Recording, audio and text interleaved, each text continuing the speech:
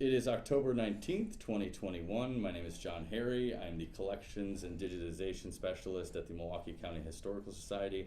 This is an oral history interview with Adam Tindall-Schlicht, Director of Port Milwaukee. Also present is Jonathan Farah, the Communication Officer for the Port of Milwaukee. This interview is taking place at the Port's Administration Building in Milwaukee. So to start, Adam, just some background of where and when were you born? I was born in the city of Milwaukee on October 20th, 1983, so tomorrow is my 38th birthday. Happy birthday. Thank you. I'm excited we're doing this right before a big day. And obviously, because it's a historic milestone, what are you doing to celebrate? I am taking a day off of work. I'm having lunch at the historic Pfister Hotel with my parents and my husband. Cool. I just scheduled. I will be in work for a little bit tomorrow morning. Earlier this year, we commissioned our new surveying vessel, the Larry Sullivan, which is named after an individual, our chief engineer that worked here for 53 years. And I'll be on the water tomorrow with some of our engineering staff testing out our new surveying vessel. Well, that's awesome. Yeah. If I could just have you lower your mic just down a little bit. Yeah, absolutely. Your voice is booming. Good. That's better. Okay, cool. Test. Yep, we're good. What were your parents, or what are your parents' names, and what do they do? Mm-hmm. So my father is Michael Anthony Schlicht. He was also born in Milwaukee. And my mom is Gail. Her maiden last name is Jackson Schlicht.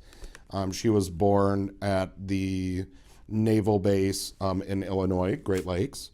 Okay. And my dad, for the better part of the last 40 years, has worked in the sales of dock walls, so what semi-trucks back into at industrial and commercial facilities. My mom was a public educator for 40 years and retired a couple years ago. Okay. So where did you grow up? I grew up in Oak Creek. So until I was about 5 or 6, we lived in the city of Milwaukee. And then when in probably 1988 or 1989, we relocated to Oak Creek. And in 1990, we moved into the home that I lived in throughout my childhood. My parents are still there as of today in 2021. Wow. What can you tell me about your childhood? What do you remember? I remember a lot of time with family. I had a very blessed upbringing, one that I think was filled with privilege and wonderful experiences. My dad in particular, his family, he's the oldest of 11 children. And so a lot of my memories are spending time with my dad, his 10 siblings, numerous cousins, a lot of time spent at my grandma Janet's house. I have memories of my mom's grandparents, my grandma Rose and my grandpa Bill. Grandpa Bill spent every day with us. He was at our house in the mornings before we went to school, after we went to school. Things that I was really interested in as a child were, two things really. A lot of theater.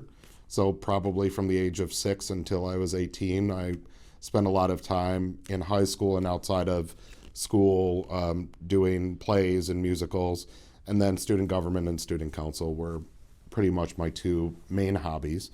Tried tennis, still love tennis, but I was much better at student council and theater than I was ever at tennis. And where did you go to school growing up? Oak Creek High School. So from kindergarten until I graduated high school, I went to Oak Creek Public Schools. Okay. And then did you go to college after high school? Mm-hmm. And where did you go? I went to the University of Wisconsin-Madison, and it was an incredible time. I was there from 2002 to 2006. Again, very active in student government in college. In 2006, I was elected vice president of my graduating class and was involved in student government from throughout all 4 years. My junior year was on homecoming court at the university level, and so really a spectacular experience of the social and the academic. I'm a very proud Badger. What did you major in? Political science. Okay, and so after you graduated with your degree in political science, what did you do? So I graduated from Madison in May of 2006, and then in August of 2006, I moved right away to Washington, D.C. And in September of that year, I started a master's program in public administration at American University. So I was 22, would be 22 years old when I first moved to D.C.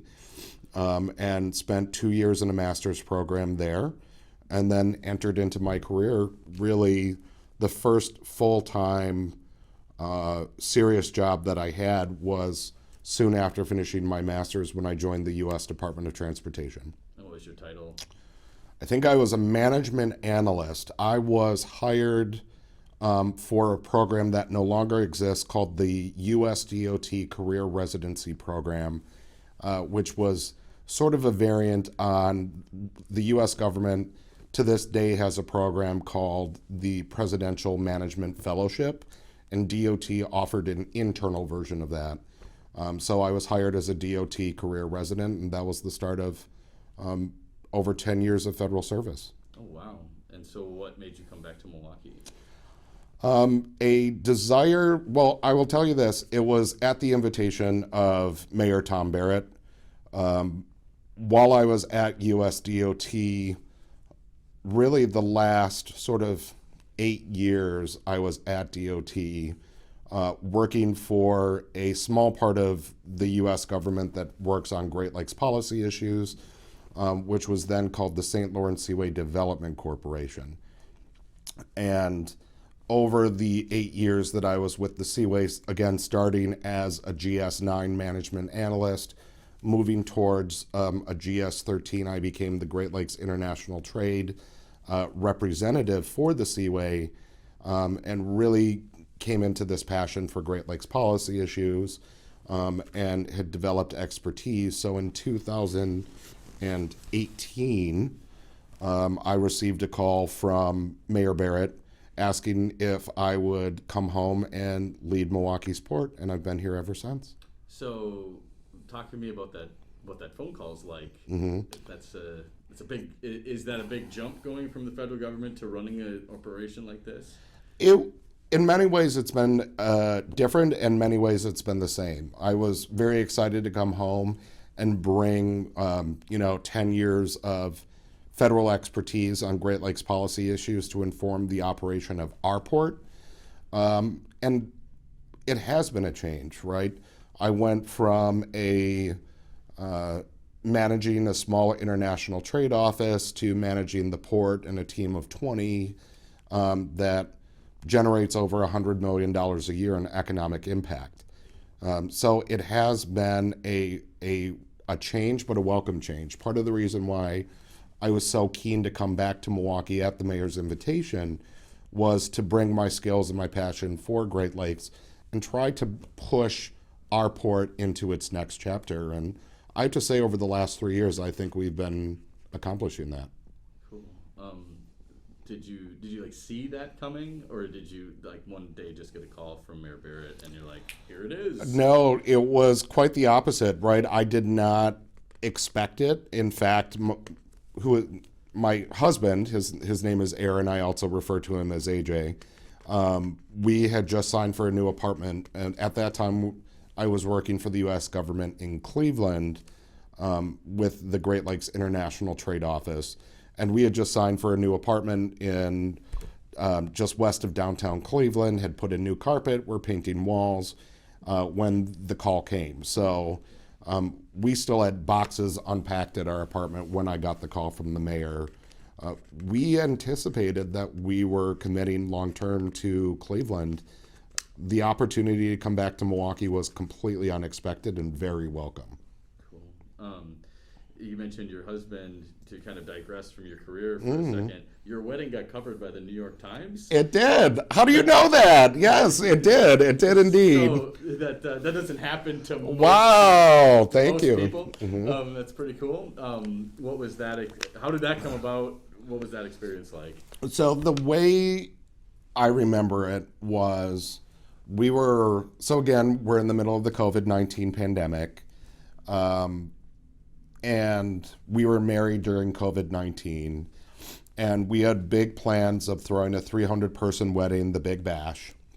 And more than anything, it became clear that that was not going to be possible, nor was it responsible, given, major international public health crisis. So we opted for a small 8-person outdoor wedding, which was held at Green Space here in the Port, just sort of outside these doors on the lake. And we then decided to have a honeymoon where we rented a cabin on Lake Superior in Bayfield, Wisconsin. We were out for a hike, and I received a phone call from a New York City-based number. I answered it, and they said, "It's the New York Times. We've heard that you've got married. Would you and your husband be willing to interview?" And I, of course, said, "Hell yes, let's do it. It's the New York Times, and having your wedding covered in the New York Times is a pretty unusual event." My husband is a little bit more discreet, but he took some convincing. And we probably, for the article that was published in the Times, we probably did cumulatively between the two of us 6 or 7 hours of interviews for the article. Wow. And they asked us everything about our life. Wow. But really, really a cool thing. That is neat. So back to kind of what you do as the port director. So I think a lot of people see the signs as they drive down the freeway of like Port of Milwaukee, or you see stuff like that. What does the Port of Milwaukee do? What is the organization of it? What's the purpose of it? So the way to think about the port is both historic and contemporary. Milwaukee has had a port authority for almost 150 years. We are currently governed by a 7-member harbor commission, 6 of whom are appointed by the mayor, and 1 of whom represents the Common Council. The authority for the harbor commission, not only here in Milwaukee, but for any commercial port in the state of Wisconsin, is entrenched in state statute. So there are specific rules in state law about the necessity for harbor commissions to oversee and govern port authorities. And so that is something that has existed for a very long time. When I think about the history of the port, I think about it in 3 chapters. One is that sort of birth of the city of Milwaukee. Our access to Lake Michigan and our 3 rivers created this economy on which the city was built. The second chapter really became the introduction of new international freight. In 1959, Port Milwaukee and all port authorities on the Great Lakes were open to international traffic because of the then opening of the St. Lawrence Seaway and the 15 locks that connect the Atlantic Ocean to the Great Lakes via the St. Lawrence River.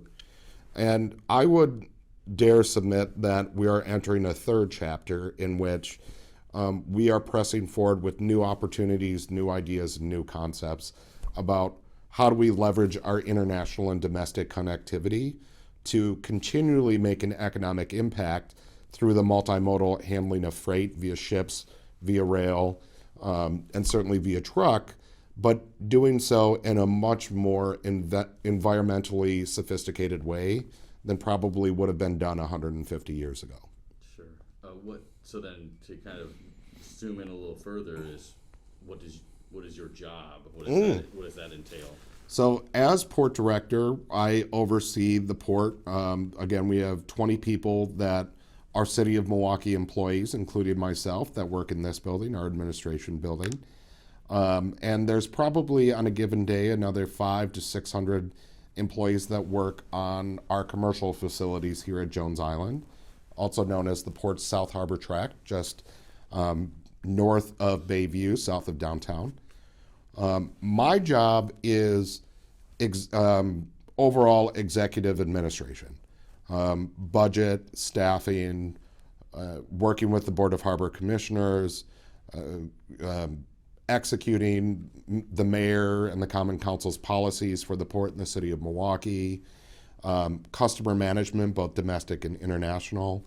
but certainly making sure that the four key divisions of the port's work are executed as flawlessly as possible. So in today's port, we have four divisions.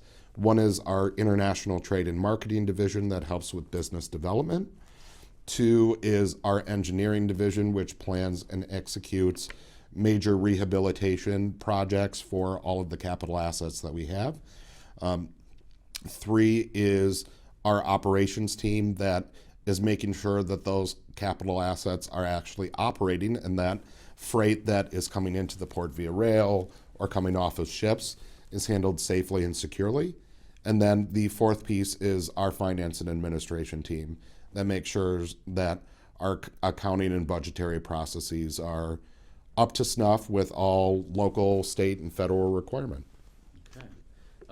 So you're a appointee of the mayor. The mayor likely will be leaving in the near future to be the ambassador to Luxembourg. Correct.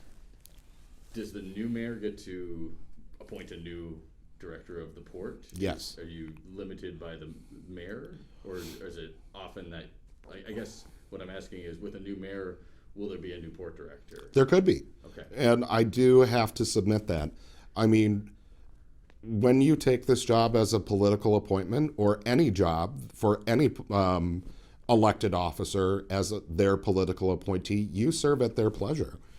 And while I believe I've brought forward new energy, new rigor, and new expertise to this role than the city of Milwaukee has seen in some time, it is fully up to the new permanent mayor, whoever she or he may be, to elect a mayor, a port director of their choosing.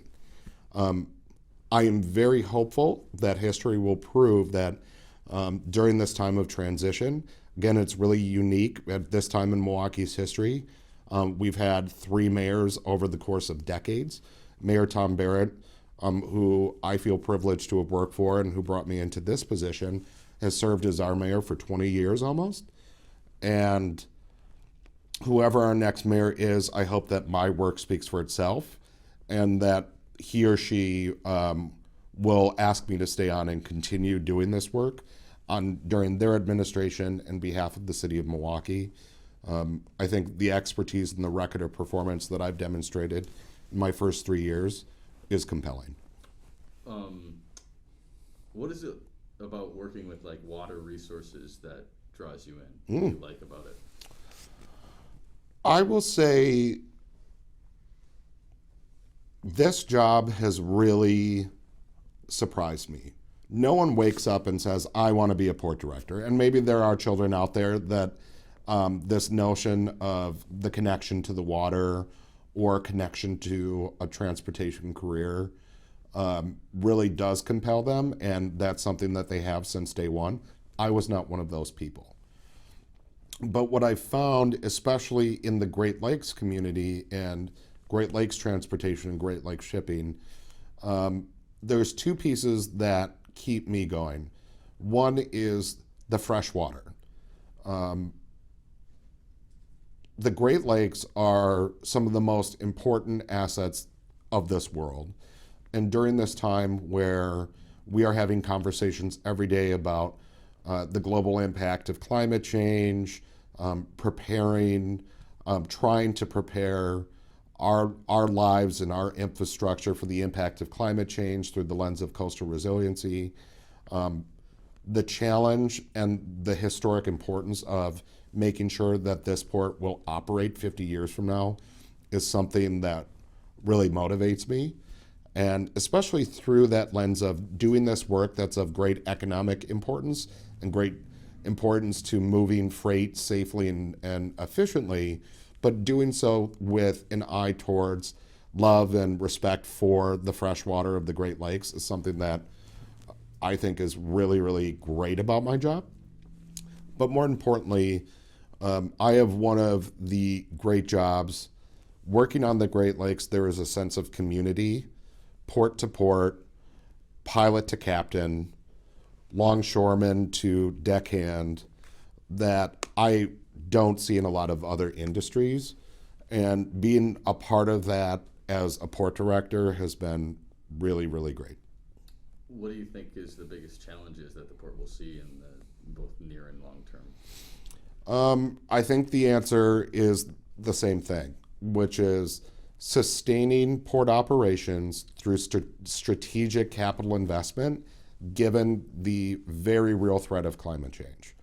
We are at a critical juncture in this port's history, and I would submit our country's history, where needed reinvestment for all of the transportation and capital assets that help us do our job are aging rapidly. Most of our infrastructure that we are operating today was built in the 1950s and 1960s, and we are looking towards that roadmap of how do we sustain the useful life of these transportation assets and make strategic reinvestment in them, knowing that climate change and its impact on our environment will undoubtedly affect every element of work and life on land and at sea. I would submit that it's already affecting us now. We're seeing, 100-year storms occur with much more frequency. We've started to see unusual trends in the cyclical nature of Great Lakes water levels. Over the last 7 years, we went from historic lows to historic highs on Great Lakes water levels. That's normally a cyclical change that would take place across decades, not within a decade. So making sure that this port operates really in a sophisticated, efficient way, knowing that there's challenges ahead, both environmental and operational, is part of our quest.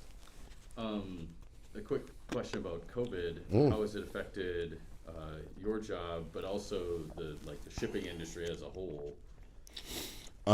So COVID,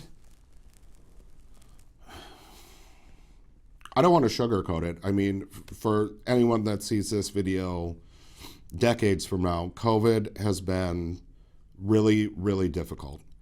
I'm proud of the sacrifices that my family has made, that my colleagues have made. So when I say sacrifice, I mean, 2 years ago, we had 20 people in this building, and we have had to adapt our way of working to reflect the fact that the COVID-19 pandemic is still ongoing. All of my office-based workers currently do a hybrid work model in which, 3 out of 5 days per week, they are working in office. 2 days per week, they're working from home. 2 years ago, the expectation would have been 40 hours per week, you are in the office, period. I'm really interested to see if the changes that have emerged in workplace modeling will be long-term or short-term. Our operations teams, those folks that actually handle freight and make sure that our infrastructure is able to sustain shipping and rail deliveries and things like this, those men and women worked in pandemic conditions every single day. They did not telework, and they were great heroes. I mean, from 2018 to 2019, the port grew by 11% commercially. From 2019 to 2020, despite pandemic conditions, we grew 5% year over year. And so I'm really proud of that, what people have done to continue the port's success despite the challenges. I mean, right now in this country, we are having conversations about supply chain disruption.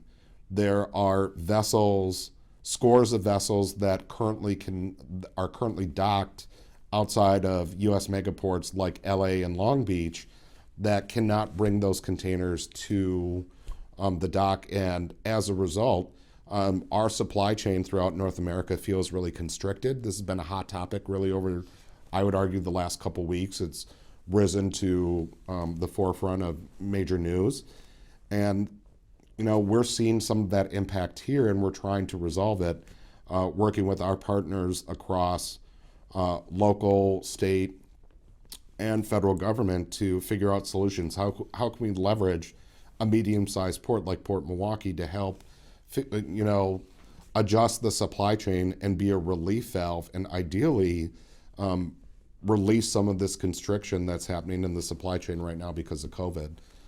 I will say, I use the word sacrifice.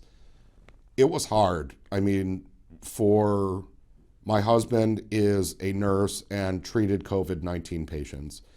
And I'm proud of the sacrifices that we made to, really quarantine in place. We had friends and family that we were not able to see for a year because out of respect for our health and safety, the health and safety of my husband's patients, and our most beloved friends and family, we made the choice to avoid the community spread of COVID by really restricting the amount of activity that we did socially and externally.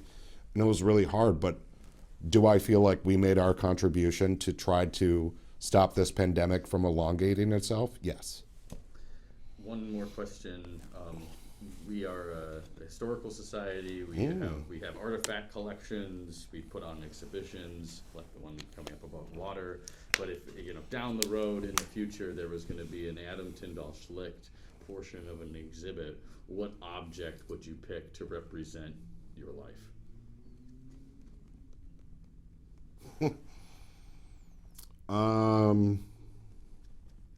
What object for my life? I would want it to be. I would want it to be a picture of my nephew Theo, and here's why. Because I've lived my life. I'm proud of my marriage. I'm proud of my family. I'm proud of my career. Several years ago, my nephew, his name was Theo James Schlicht, was born with congenital heart disease and some profound genetic disorders. And unfortunately, he had 3 open heart surgeries. He never left Children's Hospital. He was there for 6 months. And ultimately, after all of this work, he did pass away in the hospital and never got to leave.